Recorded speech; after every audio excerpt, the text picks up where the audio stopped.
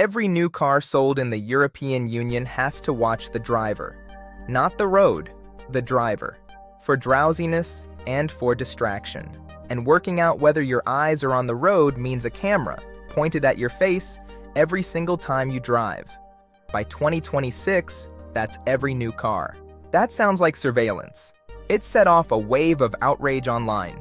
Now the people defending this have a very good answer ready, and it goes like this. The same law that forces the camera into your car also forbids that camera from recording you. Closed loop, nothing retained, deleted immediately. And they're right. Go and read the regulation. It's all in there. That answer is true. It's also the weakest part of this entire thing. And if you work in security or IT, you already know why. You have seen exactly what happens to a control that lives in a document instead of in the system. So let's give the regulation its due precisely. There's an EU regulation, the General Safety Regulation, that makes advanced safety systems mandatory in new cars. Two of them matter here. One watches for drowsiness. That's applied to all new cars since 2024, and strictly speaking, it doesn't need a camera. You can infer a tired driver from how they're steering. The other watches for distraction, whether your eyes are on the road. That one reaches every new car in 2026, and to know where you're looking, the car has to look at you. That's the camera everyone's arguing about. And Article 6 of that regulation does say what its defenders say it says. The system must not continuously record and must not keep data beyond what the function actually needs. It has to operate closed loop. The data must not be accessible to third parties at any time, and it has to be deleted immediately after processing. The detailed rules go further. The distraction system has to work without relying on biometric personal data. It is not supposed to identify you. On paper, that is a genuinely strong rule. So look at what kind of thing it actually is. It's a design requirement. It is not a tested behavior. When a car goes through type approval, the tests it has to pass are about whether the warning works. Does the system notice a driver looking away? The data rules aren't a bench test. They're a property the manufacturer builds in and then documents. There is no public test report you can go and read that says, we put an analyzer on this vehicle and confirmed nothing leaves the box. And that biometric line is doing less work than it sounds like. A camera continuously measuring where your eyes are pointed is analyzing your face. It stays outside the definition of biometric data because it isn't being used to identify you, not because of anything about the sensor. The regulation solved that problem with a definition rather than with architecture. Definitions get revisited. So here's the honest summary. The camera is mandatory and it's permanent. The restraint is a policy, verified on paper, resting on a definition. Only one of those two things is bolted to the car.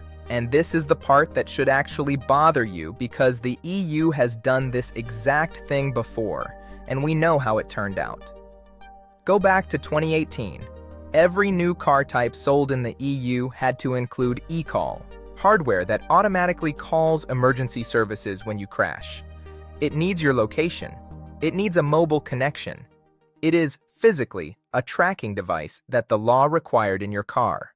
And the privacy rules written around it are, if anything, stronger than the cameras. The system is not allowed to be traceable.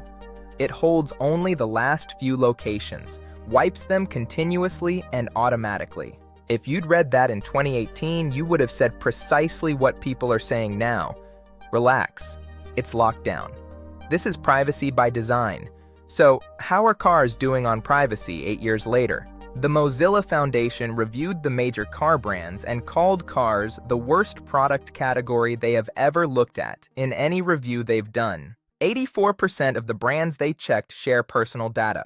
76% say they have the right to sell it. And here's the thing, nobody broke the eCall rule. That's the whole point. The rule was written well, it was kept, and it made no measurable difference to where cars ended up, because it only ever governed one box. What the mandate actually delivered was a connected computer with a modem in every new car. And that became the platform everything else got built on. That's the pattern. Not a rule that fails, a rule that holds perfectly while being completely beside the point. Which brings us to what these measures really are. Strip away the intent, and a hardware mandate has exactly one guaranteed effect: universal deployment. Not universal restraint, universal deployment. From 2026, a driver-facing camera with compute behind it exists in essentially every new car in Europe. And because car makers build to one global platform, in an awful lot of cars everywhere else too. That's the permanent part. Those cameras are in those cars for the 15 or 20 years they're on the road. The rule restraining them is a paragraph. And a paragraph can be amended by the same institution that wrote it in an afternoon. Every future expansion of what that camera is allowed to do is now just a text edit. Because the expensive part, getting the sensor into 200 million cars, has already been paid for. By you, incidentally, in the price of the car. Then there's the half the closed loop rule was never going to reach. It covers the mandated safety function. Only that. The manufacturer's own driver monitoring sits on the same hardware and runs under the manufacturer's privacy policy. And notice what nobody offered you anywhere in this. There's no version of the car without it. No opt-out, no delete. Consent isn't part of the design, because a mandate is what you reach for when you've decided consent isn't necessary. Now, I'll give the safety case its due, because it is real. Distracted and drowsy driving kills people. This was not written by villains. But the goal is good is not an argument about what the mechanism does. And the mechanism here puts an always-on sensor pointed at a human being into a device they don't control. If a vendor walked into your office with that, the good intentions would not get it past procurement. And if you're outside Europe, don't assume this skips you. Australia hasn't mandated any of it. There's no Australian rule forcing drowsiness or distraction monitoring into new cars. ANCAP rewards it, but that's an incentive, not a law. Here's the catch, though. Car makers build one global platform. Nobody is making a separate camera-free model for a market that didn't ask for one, so the same driver-facing hardware lands in Australian cars regardless. So treat the car as what it now is, an endpoint. If your organization runs vehicles at all, those vehicles are now data collecting devices sitting on your asset register, whether anyone logged them that way or not. Somebody should be running the same data protection assessment you'd run on any other camera-equipped device. What does this car's own monitoring capture, separate from the mandated function? Where does it go?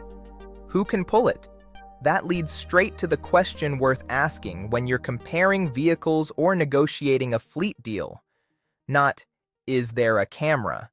But what the manufacturer's own systems capture on top of the mandated function.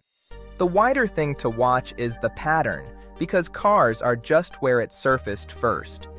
A safety rule mandates a sensor.